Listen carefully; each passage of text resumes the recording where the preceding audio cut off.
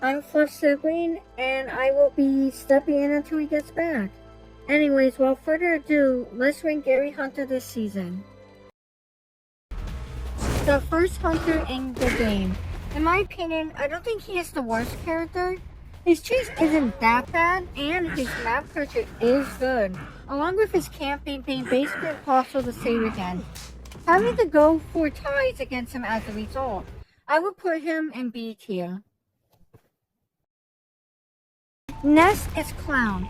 I don't have much to say about him.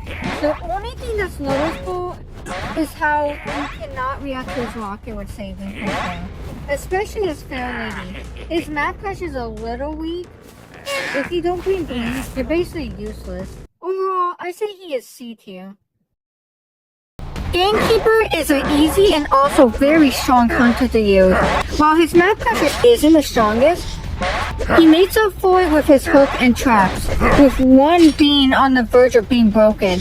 It's hard to see a team win against Gamekeeper in high tier rank. So because of that, he is going to be put in A tier. Ripper is one where he is most disappointing. You see, whenever I get him in rank, they are never good. And you can look at his space kit to see why. His foggy cooldown is too long, and his invisibility is not good at all. Overall, I give him C tier behind Clown. This hunter I would say is pretty good in camping, map pressure, and chase overall. She's an easy and simple hunter to adapt to. Although she's not the best at everything, she's definitely decent at it. I think the biggest weakness is her learning curve at the beginning, which makes most people give up on her. And because of that, she is going to be our first hunter in D tier. T-shirt is one of the most known characters in Identified. After that, her ability is amazing, with her being able to blink basically every 9 seconds. She has a hard skill learning curve, but if you take the time to learn her, you will be surprised with you rocking her in both and right. Her map pressure is her weakness, though, but makes up for it with her chase and camping, almost as good as Hellenberg. And because of that, I'm putting her in B tier above Hellenberg. Train is a fascinating hunter. Her being 200 in one, you would think he is one. And sadly, that's just not the case. He's basically worthless about presence, so you're forced to spend points on gaining presence instead of earning it naturally. His camping is meh, and his chase is good, but his map pressure is worse than Hellenberg, only being decent when he has mass presence. And between that, I'm going to place him in C tier between Clown and Ripper. Gamekeeper is a hunter that takes a lot of skill, knowing when to place tentacles, and when you need to chase, who, at the right time. He doesn't have the fast chase, but his map pressure and camping is good, in my opinion. So I'm going to put him in B tier between Geisha and Hellenberg. Frodo is a hunter who has been very lucky, so much so that if he isn't lucky to find a series of items, camera stuff, with the first photo, he will lose the game. He has no chase. His first up trick is not good at all. Only redeeming quality is his cross attack recovery. So because of that, I'm going to put him in B tier and last. I believe Madite is highly underrated. As a hunter, while he is very good to learn, take the time and effort to do that. He is a fast hunter and one where you can get every match to be a win. With his chip damage walls, to his camping being a godsend, and his trick is pretty good. With his very fast power breaking speed, there isn't a lot of things bad about this hunter. So I'm gonna put him in A tier, right below Gamekeeper. Now, I know some people may think this is a controversy, but Greenwich has fallen off quite a bit over the years. This are being countered by the leading survivors like meteorologists and archers, and even older ones like Dr. Deep. A map pressure is only good when all the machines are close to each other. Other than her abilities aren't all that great either. Like, they used to be so good overall. So I have to put this mid-tier hunter in B tier, right above Photo of course, but not higher than Hellenberg. Ash is a hunter that I most people forget. He's an actually bad.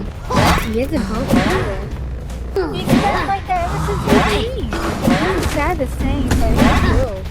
He's super easy to destroy. His fireballs are barely a threat, and has to rely on the road for speed, since he's a slow hunter, because of the axe he carries around overall. I don't recommend ever buying him if you want to win games and have fun. He is going to be in D tier below Soul Weaver. This is a fun hunter to go through because he changes your cutting strategy and makes you actually hit on withdraw. Because of his one damage ability, which is easy to land if you're skilled with aiming. His map is off the charts, with him being able to reach the end of the map with ease, along with his camp being broken, with you getting double hits all the time. Overall, I recommend Razor if you want an easy but satisfying learning curve, which means I'll be putting him in B tier right below Geisha, but above Feaster. Next up is the Queen of Time. If you ever wanted to get a time, go Black Queen. Well, she is decent. She's the most boring character to play, because you already know you're going to tie her. Besides for her camp being the best things she has, her map pressure and chase aren't the greatest, and are very situational. Because of that, I'm putting her in C tier between Wu-Chang and Ripper. Now it's time for the King of Spice. Bonbon. Guys, he's a lot more fun to play and go up against. He does require skill, unlike Queen. He does have to rely on his health a little too much to get it down. But other than that, his camp is amazing, and after his most recent buff, he's the best camp in the game by far. Just above Mad Eyes. Only bad thing about him, I can say, is that he is slow, and his charge attack is not worth it. So because of that, he's going in C tier at the top. Anne is a hunter that really should be easier to play. Her cats don't stun long enough, and it takes too long to get them. If her chase is bad, they need to take 4 to 6 cats to a single hit. Her camp isn't the greatest, since many can counter her with their own stuns. Her only saving grace is that she has a good map pressure, especially for big and enclosed maps. I wish I could put her higher, but she's going in the top of D tier.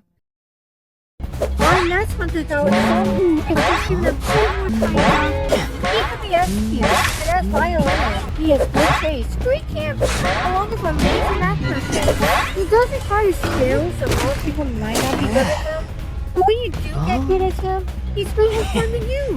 With his no string and the way along with his strength buff, he can apply.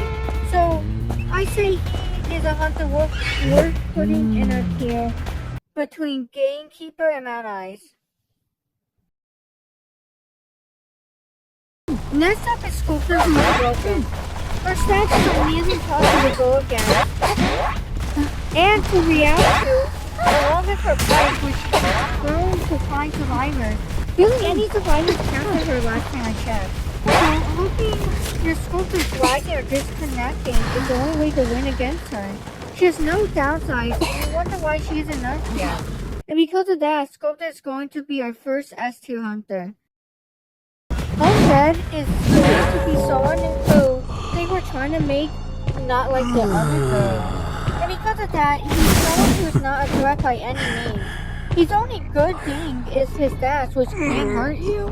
But unless you're in the open or blind, you can use the sword. At least Asboy had something going for him. And that can't do anything. When you all pull out of the gate, his slam attack is so slow, you can crouch and out of it. And he won't hit your time. And his downfall is sad to see. So with a heavy heart, I'm gonna put him in D tier at the bottom. Now onto the 3 ninjas. Scrappy, and Rolling.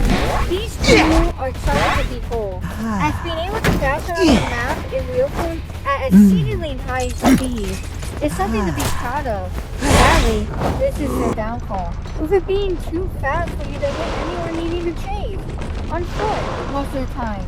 If are further superior than Gamekeeper, they're only slowing you down. Unless you have a fight on the survivor, which is rare for you to do.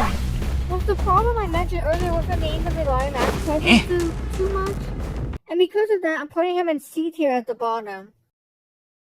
Now, onto the fifth lady.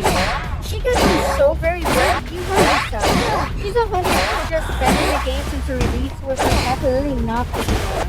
And not getting enough recognition from the hunter side. Even though her water damage is just 1, she can still chase pretty decently along with her being able to camp machines on maps like dartboards whenever sleeping time. She has a lot that makes her unique, which sadly goes unrecognized by the community. As a whole, it's due to her needing to throw her weapon to make a puddle, which leads her to knock over damage survivors. I'm going to have to put her in D tier between Soul Weaver and Axe Boy. Now we are getting to good hunters again, and that is Wax Artist. Someone who is an underdog or a big card. Someone who people underestimate in the game. He can block windows, he can start machines from being decoded, or being able to stun and damage you with his weapon. While he is a little too easy to learn, he is someone you have to buy if he can be the dividing factor and if you want to make it the B tier or not. His only downside is him being smooth and not clunky to play, as it messes with how you play him. But still, he's going to be put in S tier at the bottom. Now, I know Nightmare has a been well when he does loads of community, but he has potential to be a good hunter. And while he doesn't lack anything to make him good, he does lack back control and his camp, and his chase is the best thing he has. And it's good at best. His teleport cooldown is too long, and his power break thing after getting stunned is lacking. So because of that, he's going in B tier between Hellumber and Dreamwitch. This hunter has been known for her body blocking capabilities. Because of her size, and because of that, she can stall rescues and doors. She has been known for her stalling machines due to her great ability to record. Although, her chase is bad for her need to record survival and then doing tight, which makes her very vulnerable to stunner. Especially because of her size. The hit range is bigger because of this. She's going to be in B tier at the bottom. Now, this hunter has been known as a good one, and not gonna lie, he is. With his consistent orb stun, along with his easy-to-use ability, he is one that is both good to play and again. He's one of the notable challenge hunters. His chase is great, and his map pressure is lacking. So, but his game is pretty broken, with only needing help backed by his hooking up machine ability. If only they didn't let you decode the machines he hooked up, he'd be S tier. But for now, I'm putting him in a A tier between Violinist and Mad Eyes. This hunter was once a big hunter, but thanks to people learning of his potential, they learned that his speed was top-notch, along with his versatility, making him one of the best hunters he's had so far. Just having little to no downside. Only bad thing that comes to mind is him not having his core slowdown wave not lasting 2 times longer than it should be. So I'm putting Night Watch at the top of S tier. This hunter is known to be the biggest fall-off in history, with her being a top hunter in the server, to now only be known as a mid to low tier hunter. Her dash has been a lot less impactful. She has nothing really going on for her. She's only known for her camping, which is her greatest strength, but that's not saying much. Her chase speed unbearably slow, and her back pressure's been awful. While she would usually be at the top of most tiers back then, now she is nothing more than a show of her former glory. So with that, I'm putting her in D tier, between Axe Boy and Undead. Full Gold is a hunter who is known for his strength and pressure and his kicking capabilities. While he's not that good with chase, he makes up for it with his fast interaction and doesn't have to nab his problem, since he can attack without his kick-ass. He's a reliable hunter to use and good looking with his stats. So I'm going to put him in A tier between Violinist and Hermit. There's no need for me to do introductions. The Shadow Lady is top B tier, that is all. Thought to be a tie hunter, he is known as the best decent hunter in the game. Being able to stop rescue is exchange and trade across the map with his cages, he has been losing many challenges since his release. He does have a learning curve though, only for the task being too long, and his cage needs to last longer. But other than that, he is a good hunter, so I'm going to put him at the bottom S tier. This hunter, who is 4 years broken, but after his recent changes, he's finally not going to be as broken as the rest of us. Sadly though, thanks to the nerf he's getting, he's A tier now. While his camp is taking 8 turns, especially with his clown, he is sadly outshined by others who are in S tier. So because of that, he is going to be at the top of A tier. Hey guys, this was my tier list for the latest season of Game 5. For hunters at least. I really hope you enjoy it, and leave a comment and tell me if what you like and not like about my tier list. I would love to know. Bye!